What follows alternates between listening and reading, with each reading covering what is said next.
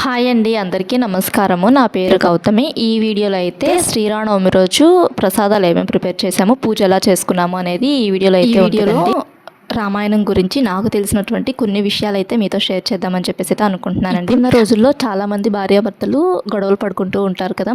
అంటే కొంతమంది పిల్లల కోసము కాంప్రమైజ్ అయ్యి సర్దుకుపోయే వాళ్ళు ఉంటారు. కొంతమంది ఇంకా అవేం పట్టించుకోకుండా పుట్టింటికి వెళ్ళిపోవాలి అలా అనుకుంటూ ఉండేవాళ్ళు ఉంటారు కదండి. అలాంటి వాళ్ళకి రామాయణం చాలా ఆదర్శంగా ఉంటుందండి. రామాయణం గురించి మొత్తం స్టోరీ వింటే అంటే మనం చిన్న చిన్న వాటికి కూడాను ఇట్లా అరుచుకుంటూ అట్లా పుట్టింటికి వెళ్ళిపోవాలి అట్లా అనే థాట్ అయితే ప్రతి ఒక్క హస్బెండ్ అండ్ వైఫ్ మధ్య గొడవ జరిగినప్పుడు ప్రతి ఒక్క ఆడపిల్లకి అనిపిస్తూ ఉంటుంది. కానీ సీతాదేవి ఎప్పుడు కూడాను ఆలోచనే రానిలేదండి. అంటే అడవులకు వెళ్ళమన్నప్పుడు రాముడిని ఒక్కడనే అడవులకు పంపించేసి వాళ్ళ పుట్టింటికి వెళ్ళాలి అనే ఆలోచన అసలు అమ్మవారికి రాలేదు. స్వామివారి వెంటే వెళ్ళింది. అంటే అలా స్వామివారి వెంట వెళ్ళకుండా వాళ్ళ పుట్టింటికి వెళితే స్వామివారిని అంటే రాముల వారిని తక్కువ చేసి చూస్తారని చెప్పేసి జనము రాముల వారికి గౌరవం ఇవ్వాలని చెప్పేసి రాముడు వెంటే అడవులకు వెళ్ళింది. రాముడు కూడాను సీతాదేవిని వాళ్ళ పుట్టింటి దగ్గర కానీ అయోధ్యలో కానీ వదిలిపెట్టి వెళ్ళొచ్చు. కానీ అట్లా వదిలిపెట్టి వెళ్తే సీతాదేవిని అందరూ తక్కువ చేసి చూస్తారని చెప్పేసి అడవులకి సీతాదేవిని కూడా తీసుకువెళ్ళారు. కొంతమంది అయితే అలా నెగిటివ్గా మాట్లాడే వాళ్ళు ఉంటూ ఉంటారు ఈ రామాయణం గురించి. కానీ రామాయణం గురించి చాలా విషయాలు తెలుసుకోవచ్చు మనము. అంటే చాలా విషయాల్లో ఆదర్శంగా ఉండొచ్చు. అండ్ ఈ రామాయణం ద్వారా ఈ రామాయణం గురించి తెలుసుకున్న వాళ్ళు చాలా ఫ్యామిలీస్ అయితే కొంచెం గొడవలు అనేటివి తగ్గించుకోవచ్చు భార్యాభర్తల మధ్య.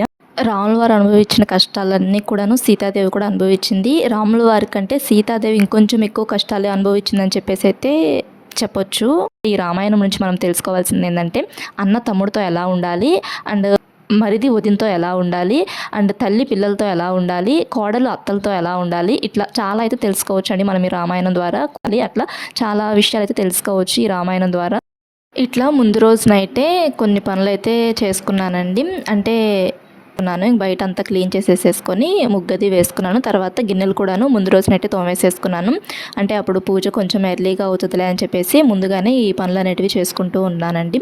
ప్రతి ఫెస్టివల్కి కూడాను ఇలానే చేస్తూ ఉంటాను. అంటే మొత్తం పనులు ఒకేసారి చేయాలన్నా కానీ కష్టం కదా, అందుకని చెప్పేసి కొన్ని పనులు అనేటివి ముందుగానే చేసుకుంటూ ఉంటాను.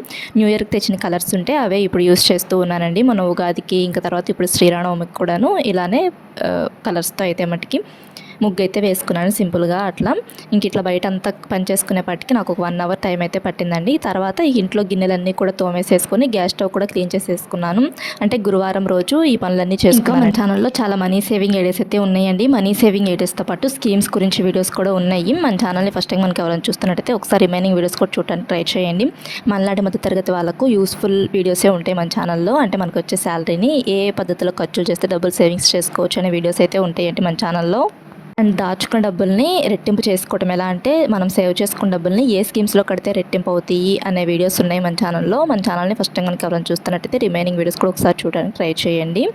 ఇక్కడ ఈ వీడియోలో అయితే ఇంకా ఇందాక దాకా ఏమో ముందు రోజు నైట్ చేసిన పనులు, ఇప్పుడేమో తర్వాత రోజు అంటే ఫెస్టివల్ రోజు ఇట్లా ఉదయాన్నే లేవగానే ఫస్ట్ అయితే ఇల్లు అంతా క్లీన్ చేసేసుకున్నానండి. ఇల్లు మొత్తం క్లీన్ చేసేసుకున్న తర్వాత ఇంకా పిల్లలకి ఫ్రెష్ అప్ చేయించి నేను కూడా ఫ్రెష్ అప్ అయ్యి ఇలా ప్రసాదాలు ప్రిపేర్ చేయడానికి అని చెప్పేసి ఇట్లా ప్రసాదాలు అయితే ప్రిపేర్ చేస్తున్నాను. ముందైతే పొంగల్ అయితే చేసేస్తున్నాను. తర్వాత మినపప్పు అయితే ముందు రోజు నైటే నానబెట్టేసానండి. అంటే ముందు రోజు నైట్ ఫ్రెష్ అప్ అయిన తర్వాత ముందు మినపప్పు అయితే నానబెట్టేసేసుకొని ఇంకా తర్వాత గిన్నెలు తోముకోవటం అలా బయట ముగ్గేసుకోవటం ఆ పనులు అయితే చేసుకున్నాను. ఇంకా తర్వాత రోజు ఇట్లా ఒక పక్క పొంగల్ అయితే ఉడుగుతూ ఉంది. ఇంకా ఈ మినపప్పు అయితే మిక్సీకి అయితే వేసేసుకున్నాను. అంటే దేవుడికి ప్రసాదంగా పెట్టే గారెలు కాబట్టి దాంట్లో అల్లం కానీ ఇంకా అలాంటివి ఏమీ యాడ్ చేయలేదండి. కొంచెం సాల్ట్ అయితే వేసేసుకొని మిక్సీకి అయితే వేసుకున్నాను గారెల పిండి అయితే.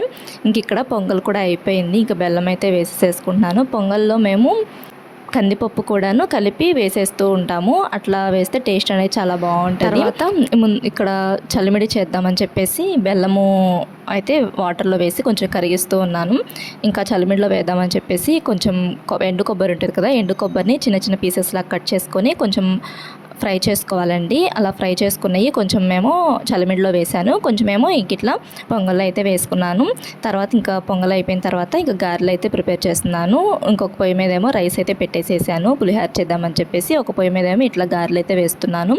ఇట్లా గారెలు అయితే వేస్తున్నానండి. ప్రసాదం అయితే నేను పానకము వడపప్పు కంపల్సరీ చేసుకుంటాం కదా శ్రీరామనవమికి, అవి 2 చేశాను. తర్వాత గారెలు ఇంకా పొంగలి చేశాను, పులిహార చేశాను. ఇట్లా ఈ ప్రసాదాలు అయితే ప్రిపేర్ చేశానండి నేను. కొబ్బరికాయ అయితే కొట్టాము ఇంట్లో, ఇంకా పూజ చేసుకున్న తర్వాత. ఇంకా పెసరపప్పు కూడాను ఓ పక్క అయితే నానబెట్టేసేసానండి. పెసరపప్పు తొందరగా నానిపోతాయి అని చెప్పేసి ఉదయమే నానబెట్టాను పెసరపప్పు అనేది. అంటే ఇలా ప్రసాదాలు ప్రిపేర్ చేసేలోపు నానిపోతాయిలే అని చెప్పేసి. ఇంకా తర్వాత ఇక్కడైతే ముగ్గు అయితే వేసుకుంటున్నానండి. దేవుడు పటం పెట్టుకునే దగ్గర ఇట్లా బియ్య పిండితో ముగ్గు అయితే వేసుకుంటున్నాను. పసుపుతో అయితే అలికేసేసుకొని అట్లా బియ్య పిండితో ముగ్గు వేసుకొని కుంకుమ బొట్లు అయితే పెట్టేసేసుకున్నాను. తర్వాత నా దగ్గర పీట ఒకటి ఉంది, ఆ పీట అయితే పెట్టేసేసుకొని దాని మీద కూడా పసుపు, అంటే దాని మీద ఏమో గంధము కుంకుమ బొట్లు అయితే పెట్టుకొని ఇంకా రాములవారి పటం అయితే పెట్టుకున్నామండి. ఇంకా పానకం కూడా చేయాలి. పానకానికి బెల్లం అయితే దంచుకొని ఓ పక్కన పెట్టుకున్నాను. తర్వాత మిరియాలు ఇందాక చూపించాను కదా, మిరియాలను యాలుక్కాయలు మిక్సీకి అయితే వేసుకున్నానండి. మిరియాలు యాలుక్కాయలు మిక్సీకి వేసేసుకుంటే కొంచెం ఈజీగా ఉంటుంది, దంచుకునే పని లేకుండా. బెల్లం అయితే ముందుగానే దంచేసేసుకొని ఒక పక్కన పెట్టాను. ఇవి యాలుక్కాయను మిరియాలు వేసేసేసి వాటర్ వేసి కలిపేసేసుకుంటే అయిపోతుంది. ఇట్లా పద్మం ముగ్గు అయితే వేసాను. ఇట్లా పద్మం ముగ్గు అయితే వేసేసుకొని ఇంకా తర్వాత కుంకుమ బొట్లు అయితే పెట్టుకున్నాను.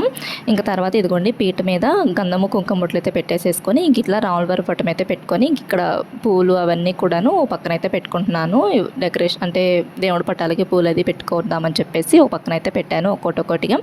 ఇంకా రాములవారి పటంతో పాటు ఆంజనేయ స్వామి పటం కూడా ఉంటే అది కూడా ఇక్కడ ఒకవైపు అయితే పెట్టాను. ఇంకా తర్వాత ఇందాక పొంగల్లోకి డ్రై ఫ్రూట్స్ ఏం వేయలేదని చెప్పేసి ఇంక ఇట్లా బాదం పప్పు అయితే చిన్న చిన్న పీసెస్లా కట్ చేసుకొని ఇవైతే వేసుకున్నానండి. ఇంకా బౌల్స్లోకి అయితే వేసుకోవాలి. ప్రసాదాలన్నీ కూడా ప్రిపేర్ చేసేసాను. ఇంకా పానకం ఒకటే చేయాలి. పానకం ఏమో పిల్లలు చర్చ చేయిద్దాంలే అని చెప్పేసి ఆపాను. పిల్లలకు కూడాను కొంచెం అలవాటు చేస్తూ ఉండాలి కదా ఇప్పటి నుంచే, అందుకని చెప్పేసి కొంచెం పిల్లలు చర్చ చేయిద్దాంలే పానకం అన్నా అని చెప్పేసి వాళ్ళు మేము చేస్తాం మమ్మీ అన్నారు. అంటే స్కూల్లో ముందు రోజు పానకం చేయటము, వడపప్పు అంటే మన ఫెస్టివల్స్ గురించి అట్లా చెప్తూ ఉంటారండి స్కూల్స్లో. అలా మన ఫెస్టివల్ ఇలా ఈ ఫెస్టివల్కి పలానే చేసుకోవాలి, అలా ఇలా చేసుకోవాలని అయితే చెప్పారంట. ఇంకా పానకము అవన్నీ మేము చేస్తామని చెప్పి అడిగారు. అందుకని చెప్పేసి నేను బెల్లం దంచేసి ఓ పక్కన పెట్టాను. ఇంకా తర్వాత యాలుక్కాయలను మిరియాలు మిక్సీకి వేసి ఓ పక్కన పెట్టాను కదా, ఇంకా అదైతే వాళ్ళకి ఇచ్చాను. కలిపేసేయండి వాటర్ వేసేసని. ఇంకా వాళ్ళు ఇంకా అదైతే చేసేసారు, పానకం అయితే చేసేసారు. ఇంకా వాటర్ వేశారు, బెల్లం ఇంకొంచెం కరగాలి, కొంచెంసేపు ఇంకా పక్కన పెట్టేసేసి ఇంకా పూజ దగ్గర అయితే అంటే తలంబ్రాలు అవన్నీ కలుపుకుంటూ ఉన్నాను. అంటే అక్షింతలు వేసుకుంటూ ఉంటాం కదా, అవన్నీ కలుపుకుంటూ ఉన్నాను. ఈ లోపు పానకం అయితే కరుగుతుంది బెల్లం అని చెప్పేసి. ఇంకా తర్వాత ఇక్కడ నేను చేసిన ప్రసాదాలన్నీ కూడాను ఇట్లా బౌల్స్లోకి అయితే వేసేసుకున్నాను. ఇంకా నిమ్మకాయ పులిహోర అయితే చేశానండి నేను ఈసారి. మొన్న ఉగాదికేమో మామిడికాయ పులిహోర చేశాను, ఇంక ఈసారి నిమ్మకాయ పులిహోర అయితే చేశాను. ఇంక ఇట్లా ప్రసాదాలన్నీ కూడా ఇట్లా బౌల్స్లోకి అయితే వేసేసుకున్నాను. అంటే చలిమిడి, పానకము, వడపప్పు, పొంగలి, ఇంక ఇట్లా అయితే ప్రసాదాలు అయితే చేశానండి. ఇంక ఇట్లా నేను చేసిన ప్రసాదాలు గారెలు ఇవన్నీ కూడాను ఇట్లా దేవుడి పట్టాల దగ్గర అయితే ఒక చిన్న బౌల్స్లోకి అయితే వేసేసుకొని పెట్టుకొని ఇంక ఇట్లా తలంబ్రాలు ఇవన్నీ చేసుకొని ఒక పక్కన పెట్టుకున్నాను కదా. ఇంకా దేవుడి పట్టాలకి ఇట్లా పూలు అయితే పెట్టేసేసుకున్నాను. రాములవారి పట్టానికి అయితే మల్లెపూలు మాల అయితే వేసుకున్నానండి. ఇంకా మా వారు అయితే ఆ రోజే వచ్చారు డ్యూటీ నుంచి. అంటే ఆ రోజు మా వారు వచ్చేపటికి 9:30 అట్లా అయితే అయింది టైము. ఇంకా ఇవన్నీ కూడాను ఈ పనులన్నీ చేసేసుకునేపటికి వచ్చారు. మామిడాకులు అయితే తీసుకొచ్చారు వస్తూ ఇంకా ఆయన అయితే మామిడాకులు అవి కట్టేసేసారు. ఇంక ప్రసాదాలన్నీ కూడా నేనే చేశానండి. పిల్లలేమో అట్లా పానకం వాటిలో కొంచెం హెల్ప్ చేస్తూ అలా ప్రసాదాలన్నీ కూడాను ప్రిపేర్ చేసుకున్నాము ఇట్లా.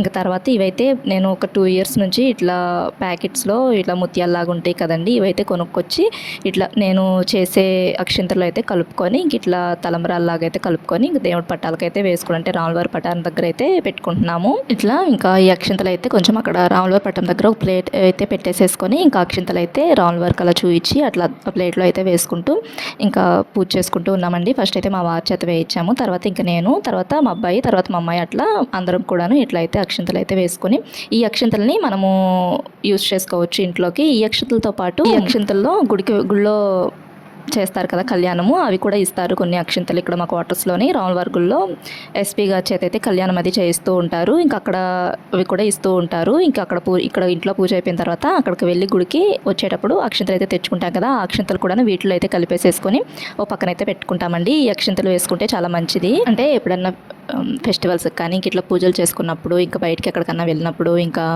పుట్టినరోజులకి వాటికి అండ్ పెళ్లి రోజులకి అలాంటి వాటికి ఈ అక్షింతలు అయితే తల మీద వేసుకుంటే చాలా మంచిదంట. అందుకని చెప్పేసి ఇంకా అట్లా గుళ్ళో నుంచి తెచ్చినవి ఇంట్లో పూజ చేసి మొత్తం కలిపేసేసి ఓ పక్కన అయితే పెట్టుకుంటాము. ఇంకా తర్వాత ఇంట్లో పూజ మొత్తం అయిపోయిన తర్వాత గుడికి అయితే వెళ్ళామండి. కళ్యాణం అయిపోయిన తర్వాత కళ్యాణం చేసిన అక్షంతలు ఉంటాయి కదా, అవైతే పూజారి గారు అందరికైతే వేస్తున్నారు. ఇంకా మేము కూడా ఇంకా కళ్యాణం చేసిన దగ్గర అక్షంతలు అయితే వేయించుకొని అక్కడే ఇంకా రోజు అన్నదానం అది చేస్తూ ఉంటారు. ఇంకా కొంచెం అన్నం అయితే తినేసేసి ప్రసాదం అయితే తినేసేసి ఇంక ఇంటికైతే వచ్చాము. వీడియో లైక్ చేయండి. మనకి ఎవరైనా చూస్తున్నట్లయితే సబ్స్క్రైబ్ చేసుకొని రిమైనింగ్ వీడియోస్ కూడా ఒకసారి చూడండి. తర్వాత వాళ్ళకు యూజ్ అయ్యే కంటెంట్ ఉంటుంది. వచ్చిన తర్వాత ఇలా ఫొటోస్ అయితే దిగామండి. అయితే లైక్ చేయండి. జై శ్రీరామ్, జై హనుమాన్. అందరికీ శ్రీరామనవమి శుభాకాంక్షలు. జై శ్రీరామ్, జై హనుమాన్. Thanks for watching.